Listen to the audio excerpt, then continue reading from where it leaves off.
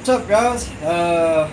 We're going to start tonight on the working after hours. We're going to start tonight on the YZ250F. We're going to have to put this into several different parts. We're doing a rebuild on it. Just to recap back on what we found when we first tore into this motor.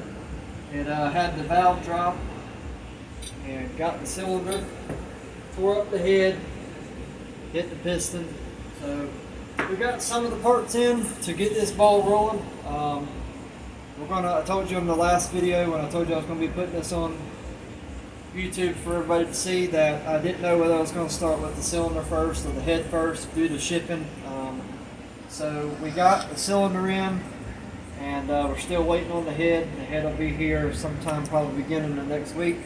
So alright, well, let's get into it. First thing you're going to do when you get these cylinders fresh out of the box is they're going to have oil and coatings on them from shipping where they won't rust. It's very important that you wash these out with soap and water and maybe some carburetor brake cleaner, whatever, and then wipe them out thoroughly. Wash them again if you feel necessary, and just get all the oil out.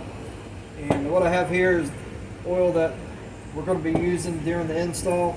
So I try to keep the same oil that I use in the motor for what I use when I build the motor as well.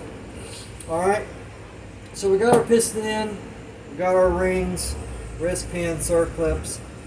For a few things we want to check first before we put this in is the ring gap. Now, as a general rule, when they send this stuff, it's all pretty close, and I've not really had to mess with ring gaps on dirt bikes that much. Bigger street bikes, yeah, I've had to file them down a couple thou here and there before, but as a general rule, these dirt bikes are pretty spot on. We're going to check it just to make sure before we do an install of everything and see where we're at. Alright, so on these ring kits, you're going to have an oil ring, and then you're going to have two other small rings that go in between the oil ring. One goes on top, one goes on the bottom. I'll show you in a minute. And on this compression ring, you're going to notice that some of these rings are just flat. It doesn't matter which way you put them in, but some of them it does matter because the edges of these rings are beveled. But how you can just tell the difference is there'll be a T or some kind of lettering or number or whatever the letter or number is on the ring. Make sure you install that facing upward, okay? Upward. Not down, but up. So what I like to do is just slip this in here to the top of the head, cylinder, excuse me. Use the piston, get it nice and level. Alright. Now I have here on my notes that the ring gap is 0.15 to 2.5. 0.15 to 0.25. Just hold everything right there. And I'll get my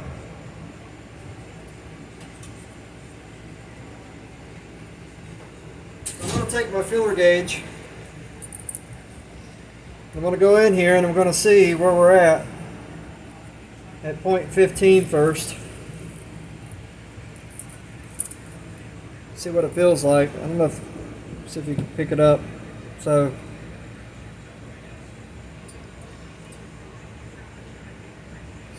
0.15 actually feels good, really good. I don't think that even a 0.16 will go in. No, let's see, line it back up. So 16 doesn't go in. So wow, that was pretty easy. So 0.15 is where we're at on that. You can check your oil rings too if you want. I generally don't. I just did the compression ring. So let's put a little bit of oil in here now, so that'll be ready to go when we're ready to install the piston. Just put it on your finger, run it around a couple times like this right here. Give it some lube in there. Look at that crosshatch, ain't that beautiful? Ha! Alrighty. Sorry if I'm moving kind of fast. You can always rewind this video and refer to it at a later time. I don't have a lot of space on my, fortunately I'm recording on my phone. Now, a lot of times, real quick, when you get these rings in the package, in your ring box, there'll be a piece of paper in there that has your ring gap specified per manufacturer of whoever makes your piston that you get. This is all OEM Yamaha stuff, so I just looked in the owner's manual, service manual, and got my ring gap specifications there. Alright, move on to the piston.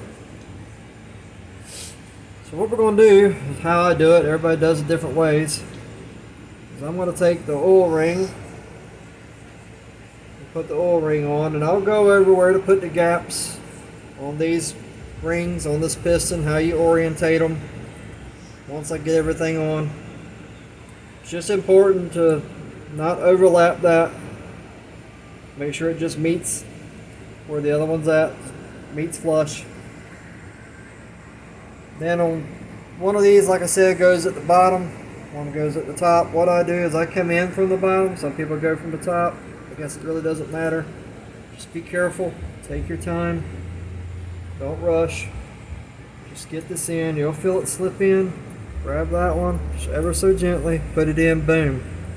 Just like that, okay? Make sure it's in all the way around, moves freely, it's not binding up, good to go. Just double checking everything myself.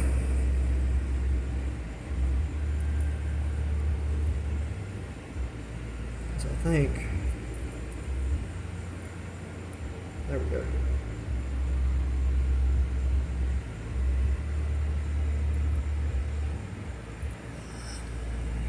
Actually doesn't feel right to me.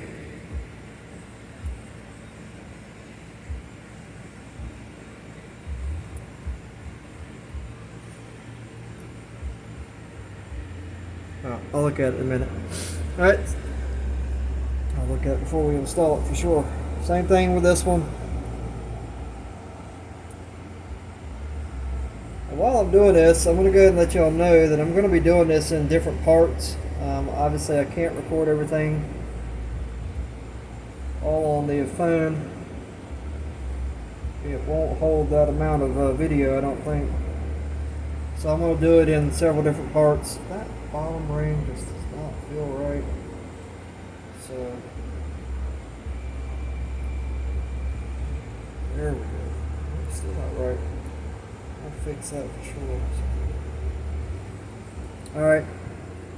And this top ring, again, paying attention to the marking on top of the ring, the T's right here, so I know that I'm going to be facing that up.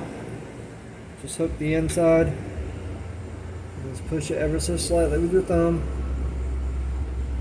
Ever gently. Bingo. There we go. Alright. So let me get some things done and real quick, and I'll be right back. Alright. So what I did real quick while we were off camera is I put a little notch on here to orientate where I've got my ring gaps at. You never want to put your ring gaps right where your wrist pin is going to be at. I always, you can refer to the specifications on the instructions that come with the piston. But I put the oil ring, one oil ring here, one oil ring there, ring gap for the top ring, forgive me I'm bleeding, up at the top. And then I wrote my ring gap down on top of the pistons just out of habit. Now what I also do is I like to take this wrist pin before I make a final install. I've got the clip in on this side. Just make sure that this slips in okay. It's going to be snug. So I might have to give it a little twist. I got a little bit of oil on it. What I can do is put just a tab of oil in here, tab of oil in there.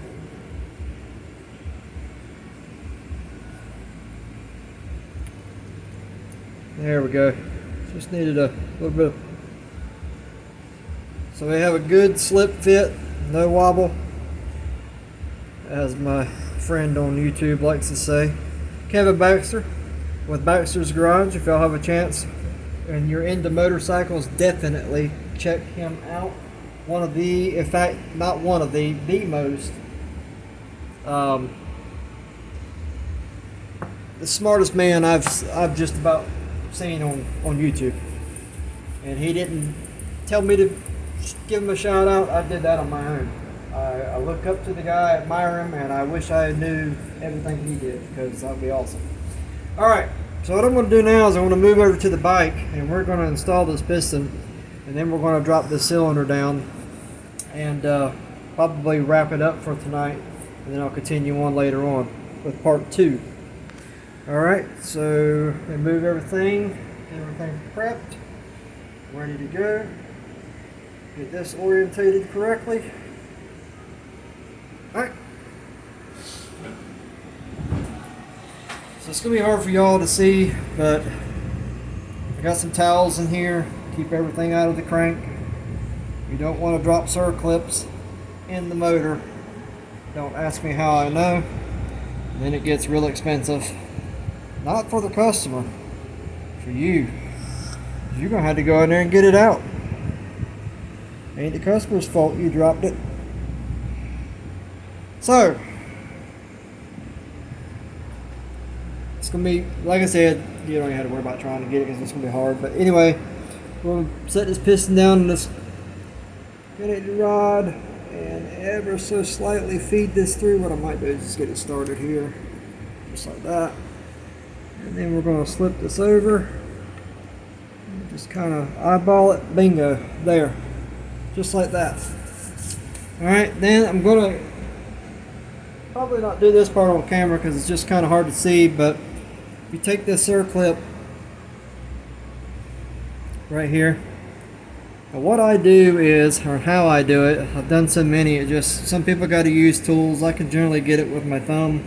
Sometimes I have to use a little pick, a little 90-degree pick. It looks like this, just to kind of get in that gap right here, just kind of pry up and it pops in. It takes practice. After 10 years or more, you just kind of get a hang of it. But I just kind of hook this in there, and then I just push up with my thumb, and it pops in. And there's a little groove inside of here. You want to make sure these things seat in there properly. You don't want these things coming out, and you don't want it halfway in, and then you put, you know, it's cocked or bent any like this, and it scrapes up and down the cylinder after it comes loose, and then you're going to really have a bad day. So just make sure this is in there really good. All right, let me get this in, and I'll come back with you.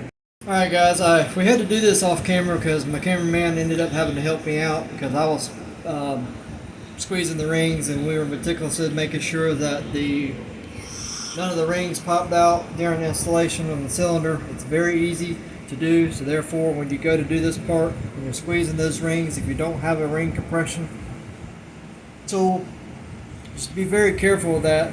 Not so much the top ring, but those two small skinny rings on the very bottom of the oil ring, they have a really, really bad tendency of slipping out, especially right when you get ready to set the last little bit of the arch on the bottom of the cylinder. You think everything is good, right when you go past that little arch, it'll make those rings slip out. So it's very important that you pay attention, take your time. This is the most important part. One of the most important parts of building these bikes is to make sure these rings are in there correctly. And the gaps are where they're supposed to be. And again, I want to touch on the circlips again when we talked about the orientation of the gap on the circlip on the side of the wrist pin. Alright, so now all we got left is we put the dowels on here, we put the gasket in between, all brand new. We've got a bolt put in right here. It is a 5mm. We're going to install this, torque it down to spec, 7 foot-pounds torque.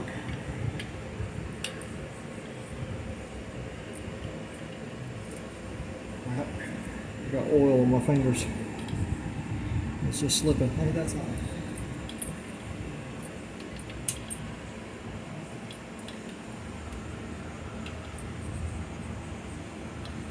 I could do this quicker if I wasn't slipping on the socket.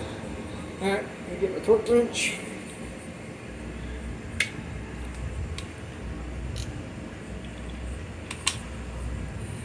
And make sure we are at 7. Ready.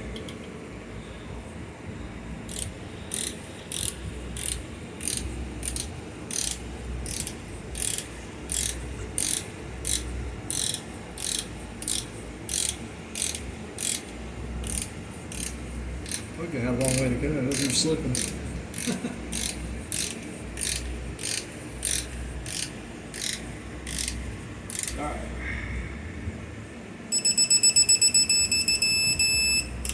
check it again.